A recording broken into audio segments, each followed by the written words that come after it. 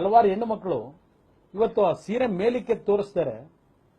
ಆ ಪರಮೇಶ್ವರ್ ಅವರು ಏನೋ ಟಿವಿ ನೋಡಿದ್ರ ಗೃಹ ಸಚಿವರಿಗೆ, ನಿಮ್ಗೆ ಏನಾದರೂ ಮನುಷ್ಯತ್ವ ಇದೆಯೇನ್ರಿ ಅಂತ ಕೇಳಲಿಕ್ಕೆ ಬಯಸ್ತೀನಿ. ಯಾವನ ಆದೇಶ ಕೊಟ್ಟವನು ಆ ಮನೆಯಲ್ಲಿ ಮಲಗಿರ್ತಕ್ಕಂಥ ಹೆಣ್ಣು ಮಕ್ಕಳನ್ನ ಇವತ್ತು ಪೊಲೀಸ್ನವರು ನುಗ್ಗಿಯಲ್ಲಿ ಅವ್ರ ಮೇಲೆ ದೈಹಿಕವಾಗಿ ಹಲ್ಲೆಯನ್ನು ಮಾಡಿದ್ದೀರಿ? ಇದೇನು ಬ್ರಿಟಿಷ್ ರಾಜ್ಯವೋ ಇಲ್ಲ ಇದೇನು ಈದಿ ಅಮೀನ್ ರಾಜ್ಯವೋ?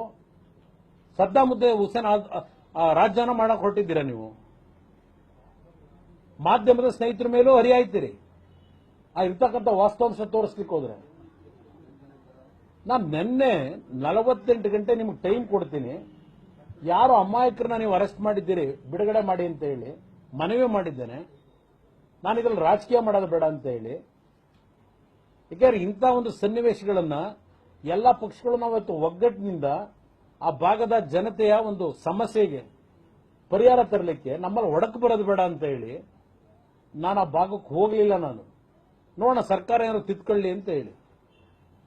ಆದ್ರೆ ಇವತ್ತು ಇದೇ ಒಂದು ಕಾರಣ ಇಟ್ಕೊಂಡು, ಮೊನ್ನೆ ನಡೆದಂತ ಘಟನೆ ಕಾರಣ ಇಟ್ಕೊಂಡು ನೀವು 1 ವರ್ಷದಿಂದ ಯಾರು ಸತತವಾಗಿ ಶಾಂತಿಯುತವಾಗಿ ಅಲ್ಲಿ ಮಹದಾಯಿ ಯೋಜನೆ ವಿಷಯದಲ್ಲಿ ನರಗುಂದ ನವಲಗುಂದ ಭಾಗದಲ್ಲಿ ಪ್ರತಿದಿನ ಪ್ರತಿಭಟನೆ ನಡೆಸಿದ್ರು, ಯಾವತ್ತಾದ್ರು ಬೆಂಕಿ ಇಟ್ಟಿದ್ರ?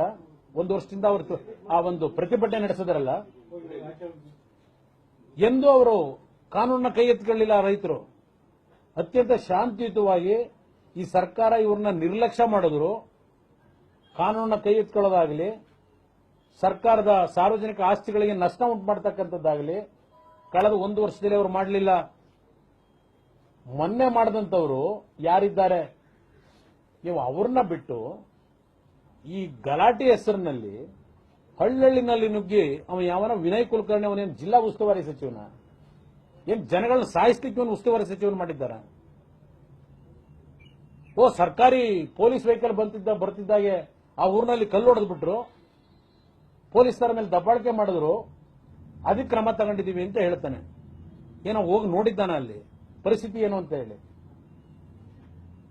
ಇವೆಲ್ಲ ದುರಂಕಾರಗಳು ಬಹಳ ದಿವಸ ನಡೆಯೋದಿಲ್ಲ. ಇದೇ ನವಲಗುಂದ ನರಗುಂದ ಅವತ್ತೇನು 80ರಲ್ಲಿ ಬೆಂಕಿ ಹಚ್ಚಿದ್ರು ರಾಜಕಾರಣಿಗಳು. 2 ಅಮಾಯಕರು ಬಲಿಯಾದ್ರು ಅವತ್ತು ರೈತರು. ಧ್ವಂಸ ಆಗೋದ್ರೆ ನೀವು ಕಾಂಗ್ರೆಸ್ನವರು 83ನೇ ಇಸ್ವಿನಲ್ಲಿ.